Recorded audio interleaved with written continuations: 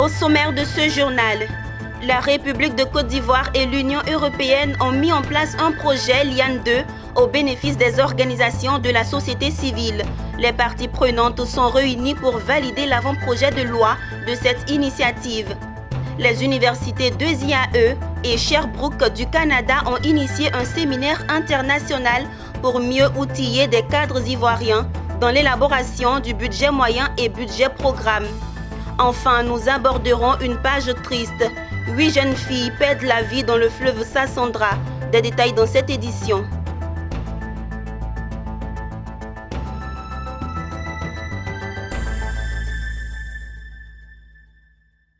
Bienvenue Madame, Monsieur, merci d'avoir choisi Business 24 Africa pour vous informer. L'actualité du jour débute avec une note de coopération. L'Union européenne et la Côte d'Ivoire ont convenu de mettre en place le projet Leadership et Initiative des acteurs non étatiques. Les différents acteurs sont réunis depuis ce mardi 21 septembre 2021 à Grand-Bassam pour un projet de validation de l'avant-projet de loi relatif aux organisations de la société civile. Ce projet a pour objectif d'améliorer le cadre juridique et institutionnel qui régit le fonctionnement des organisations de la société civile de Côte d'Ivoire. Des précisions avec Pierre Tebeu et Marius Siri. Le projet LIAN, Leadership et Initiative des acteurs non étatiques, a pour objectif d'améliorer le cadre juridique et institutionnel qui régit le fonctionnement des organisations de la société civile OSC en Côte d'Ivoire, de renforcer le dialogue et la participation des OSC aux politiques publiques et de renforcer l'efficacité et la crédibilité des OSC de la Côte d'Ivoire afin qu'elles deviennent des interlocuteurs reconnus, informés et compétents pour participer à la gestion de l'espace public et au renforcement de la démocratie. Les interventions de LIAN 2, dont l'avant-projet de loi est présenté en séminaire de validation ici à Bassam, se font dans un esprit de capitalisation des acquis de LIAN, notamment à travers les centres régionaux d'appui à la société civile. La loi maintient déjà en fait les acquis de la loi de 60. Le projet de loi en fait qui va être élaboré maintient les acquis, à savoir la liberté d'association. Autre innovation, elle se rapporte donc à la gouvernance des organisations de la société civile, elle se rapporte également au financement des organisations de la société civile. Mais il faut dire également que cette loi va prendre en compte toutes les organisations de la société civile. C'est pour ça qu'il y aura donc au niveau du titre une certaine modification. Ce ne sera plus une loi relative aux associations, mais plutôt une loi relative aux organisations de la société civile.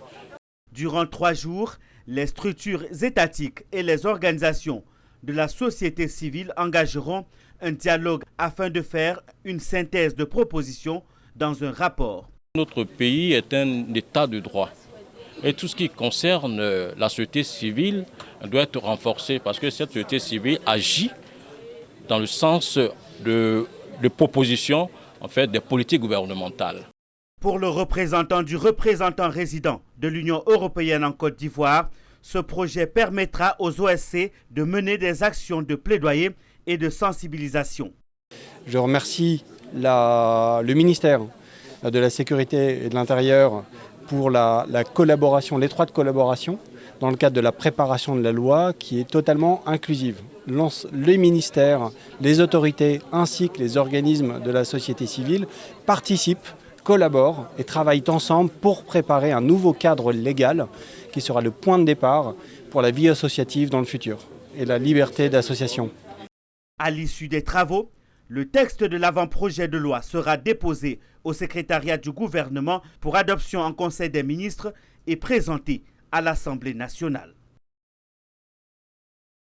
Face aux nombreux accidents de circulation que connaît la Côte d'Ivoire, le gouvernement ivoirien, à travers le ministre des Transports, prend le taureau par les cornes.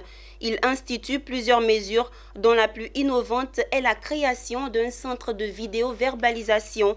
C'est ce centre qui a reçu la visite du président de l'Assemblée nationale de Côte d'Ivoire et une délégation parlementaire. C'était ce lundi 20 septembre dans la commune de Treichville. Philippe Zabo et Ismaël Doza. Logé dans les locaux de Kipux, dans la commune de Trècheville, le centre de vidéo-verbalisation est une réalité depuis le 7 septembre 2021. Fruit du ministère du Transport, ce centre a été visité par une forte délégation de parlementaires, avec à leur tête le président de l'institution. Amadou Soumaoro en est sorti fier. Cet équipement, les radars sont équipés de dernière génération.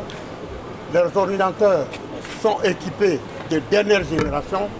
Je voudrais féliciter le ministre et l'encourager pour toutes les initiatives qu'il prend à la tête du ministère des Transports. Le ministre du Transport, cheville ouvrière du centre de vidéo-verbalisation, s'est dit heureux de cette visite. Il a promis de créer d'autres centres à travers la Côte d'Ivoire. Nous avons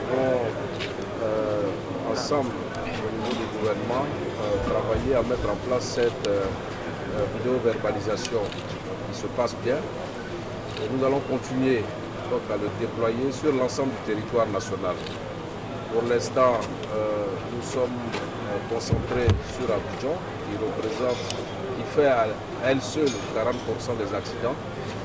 Et travailler à réduire le nombre d'accidents à Abidjan et nous déployer très rapidement conformément à la stratégie sur l'ensemble du territoire national. La procédure de vidéo-verbalisation permet à un agent de police de constater sur un écran de contrôle une infraction au code de la route filmée par une caméra implantée sur la circulation. L'image du véhicule en cause est capturée, sa plaque d'immatriculation identifiée. Le reste obéit aux lois de la digitalisation.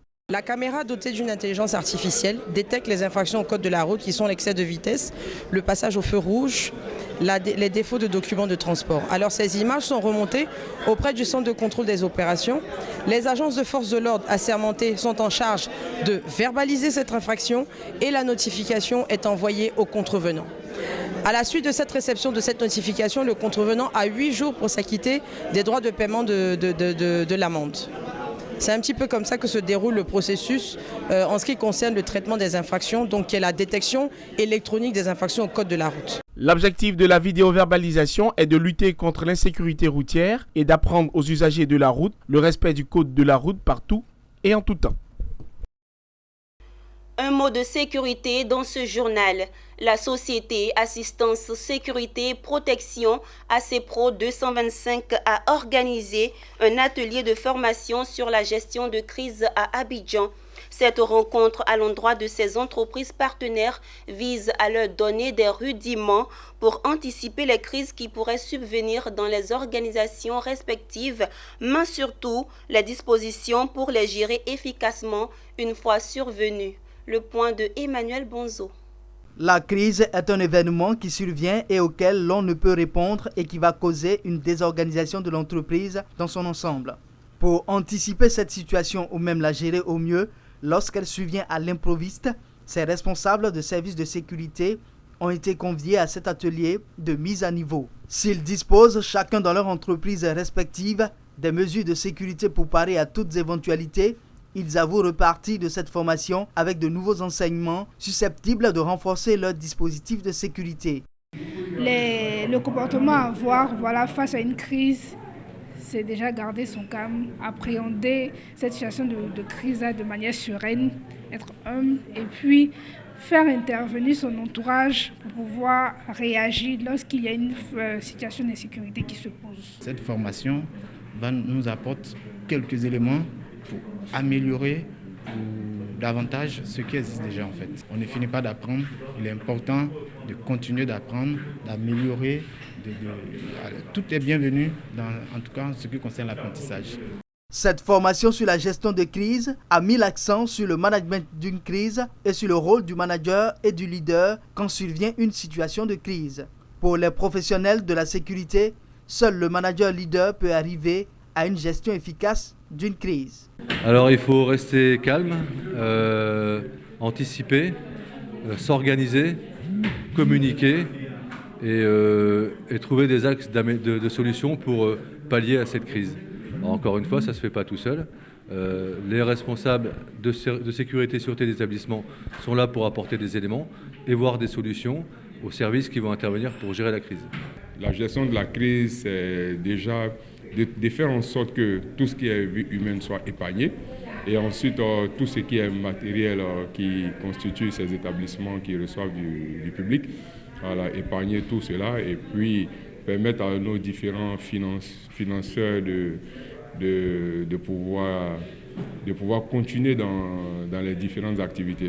Pour l'entreprise AC Pro 225, cet atelier de formation se situe dans le cadre de ses activités. Spécialiste des questions sécuritaires, elle entend ainsi accompagner ses entreprises partenaires à assurer la protection des biens et des personnes qui sont sous leur responsabilité. Nous avons un but commun, les partenaires et nous, la sécurité des biens et des personnes dont nous avons la gestion. Et la gestion des crises est un élément important de notre activité. C'est dans ce cadre-là que nous avons demandé à nos consultants, nos amis français qui sont des lieutenants-colonels des sapeurs-pompiers de France, des enseignants qui à venir s'entretenir avec nos partenaires. AC Pro 225 est une structure qui vient de créer un centre de formation qui s'appelle Siris AC Pro. Ce centre de formation, c'est le centre d'instruction de remise à niveau incendie et sécurisme. Notre futur, c'est de pouvoir former le maximum de personnes.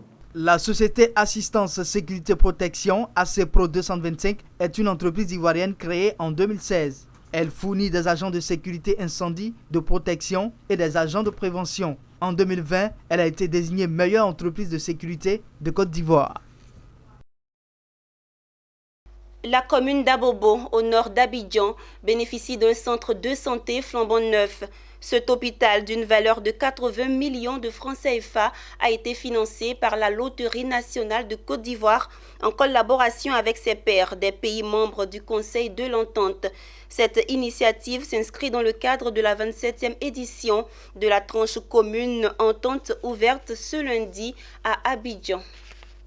Après Niamey en 2020, la capitale économique ivoirienne accueille cette année la 27e édition de la tranche commune des États membres du Conseil de l'Entente. Des délégations venues de Niamey, du Burkina Faso, du Togo, du Mali sont en Côte d'Ivoire pour effectuer le tirage des lots intermédiaires allant jusqu'à 10 millions de francs CFA et procéder à l'inauguration du centre de santé moderne bâti dans le village d'Abé Brokwa 2, dans le secteur PK18, à Ndoutré, de la commune d'Abobo. C'est un centre de santé intégré à Abobo.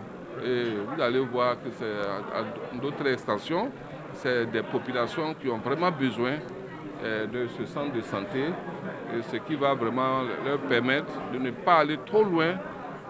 Donc nous nous rapprochons davantage, nous les rapprochons davantage des centres de santé, du centre de santé. Mais c'est un centre de santé, je vous dis, qui a coûté près de 80 millions. Après la relance des activités du Conseil de l'Entente en 2012, le secrétariat exécutif a pris l'engagement lors de la 18e édition de la TCE que le Bénin a abrité en 2012 d'accompagner les loteries nationales aux efforts de développement en réalisant une infrastructure socio-économique dans le pays qui accueille le tirage. Depuis cette date, le Conseil de l'Entente a effectué des réalisations socio-économiques dans les États membres d'un montant total de près de 300 millions mis à la disposition de populations à l'occasion de différents tirages de la TCE. À l'image de la Côte d'Ivoire, chaque pays membre du Conseil de l'Entente peut se réjouir du nombre d'infrastructures dont il a pu bénéficier dans le tirage de la tranche commune des États membres du Conseil de l'Entente. Une initiative qui vient en appui aux efforts des gouvernements à doter les populations de meilleures conditions de vie. Au demeurant, la construction de cette œuvre sociale n'est qu'une preuve supplémentaire de l'engagement des loteries nationales à œuvrer aux côtés des États à une intégration véritable et harmonieuse de notre espace sous-régional. Je voudrais donc féliciter une fois encore les directeurs généraux de ces sociétés d'État ainsi que leurs collaborateurs qui ont su conserver à la tranche commune Entente non seulement son attrait, mais son esprit basé sur la solidarité et le partage. Le Niger a accueilli le tirage de la 26e édition en 2020. Tout comme en Côte d'Ivoire, nous aussi, nous avons opté pour une infrastructure sanitaire. Donc nous avons bénéficié d'un centre intégré de santé de deuxième type au bénéfice des populations de la région de Maradi. Nous avons eu À titre d'exemple, le CIG au nord du Burkina, à Dori, CIG, Collège d'enseignement général. Nous avons eu une caserne des sapeurs-pompiers à mi-chemin entre les deux grandes villes du Burkina, le Ouagadougou et Bobo-Dioulasso. Le tirage de la tranche commune des États membres du Conseil de l'Entente est organisé depuis 1994. Cette loterie, avec une émission unique de billets, a été instituée pour contribuer au financement conjoint des projets à caractère social, culturel ou sportif dans le cadre de la solidarité. C'était un reportage signé Walter Kofi et Doumbia Ayouba. Il s'est tenu du 13 au 15 septembre 2021 au centre d'incubation du groupe école 2IAE à Azaguié, un séminaire international sur la gestion axé sur les résultats en abrégé GAR, organisé par l'Université de l'entrepreneuriat 2IAE et l'Université Sherbrooke au Canada. L'objectif était d'apprendre aux participants comment élaborer un tableau de bord de gestion et faire une étude comparative budget moyen et budget programme. Pierre Tebeu et Lignon Gilbert. Ils étaient 25, venus des ministères de la Communication, de l'Enseignement supérieur et de la Recherche scientifique et de l'Agence Emploi Jeunes pour se perfectionner au programme de la gare. Pour ce faire, ils ont bénéficié de l'expertise de 2 consultants, l'un en visioconférence depuis le Canada et l'autre en présentiel. La gestion axée sur les résultats qui a fait l'objet de ce séminaire de 3 jours offre un certain nombre d'outils simples pour aider à la conception, la gestion de projets et la réalisation des résultats du projet. La gare dont il est question intègre le cycle d'apprentissage. Elle s'adapte aux différents contextes et différents types de projets. Il s'agit de prendre une direction en fonction d'objectifs, puis de les suivre à travers l'analyse des écarts entre les prévisionnels et ce qui est effectivement accompli. Dans le cas de la Côte d'Ivoire, depuis 2020, il y a eu donc le basculement en mode budget programme. Donc il fallait utiliser le canal de la gare, notamment pour permettre aux apprenants, aux participants, de savoir ce que c'est que d'abord la gare, le budget programme, et dans quelle mesure la mise en œuvre du budget programme peut contribuer à l'atteinte de la performance. Après ce séminaire, nous avions déjà une manière de gérer l'école.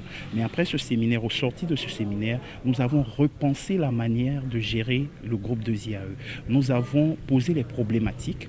De ces problématiques, nous avons sorti les enjeux réels auxquels nous étions confrontés. À partir de là, nous avons identifié les effets, les impacts, les résultats de production, et partant de là, nous avons sorti des indicateurs.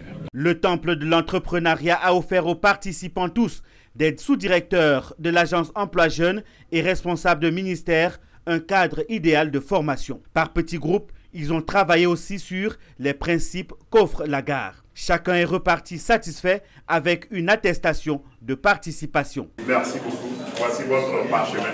Félicitations, bravo. Désormais outillés, ils devront faire montre de tact dans le travail qu'ils auront à accomplir. C'est un outil de planification qui nous permet de planifier et surtout de mesurer et de voir au bout du rouleau ce que nous avons pu réaliser, ce que nous n'avons pas pu réaliser, parce que nous nous fixons des objectifs.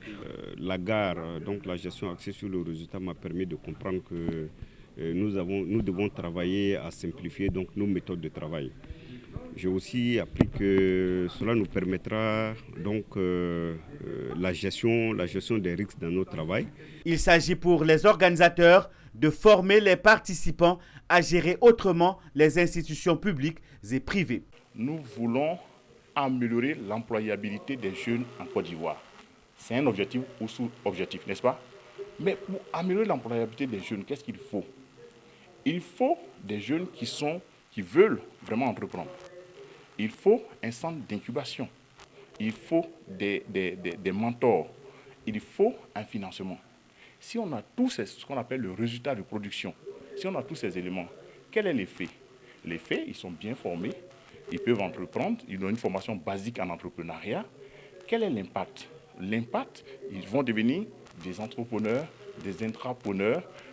Leur retombée La finalité de tout ça, nous créons une nouvelle race d'entrepreneurs capables de relever le défi du sous-développement. Ce séminaire organisé par les universités de l'entrepreneuriat en Côte d'Ivoire et celle de Sherbrooke fait suite à celle qui a eu lieu au Canada en octobre 2018 et qui a vu la participation de plusieurs DAF du ministère de l'Enseignement supérieur et de la Recherche scientifique. Les organisateurs entendent poursuivre l'apprentissage auprès des élus et autres institutions publiques et privées dans l'optique de travailler à la compréhension de la gare par tous. Terminons ce journal avec une note triste.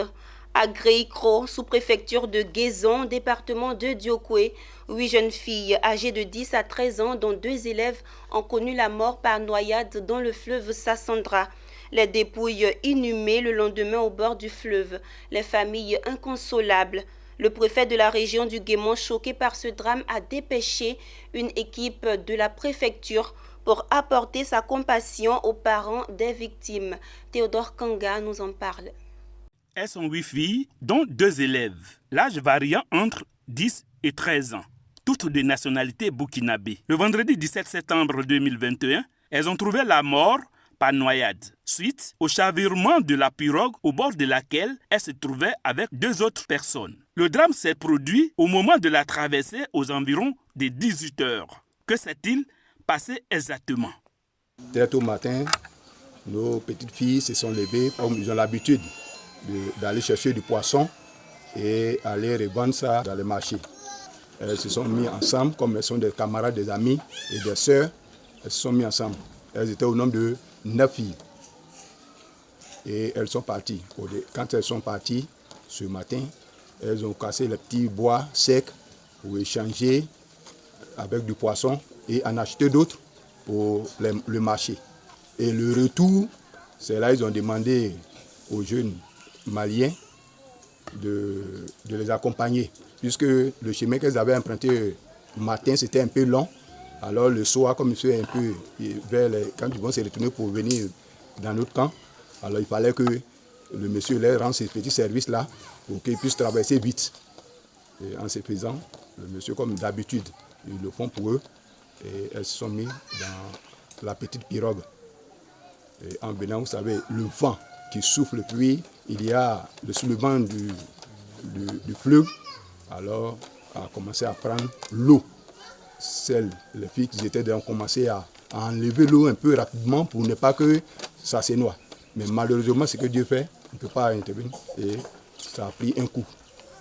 Toutes les 10 personnes sont tombées dans l'eau.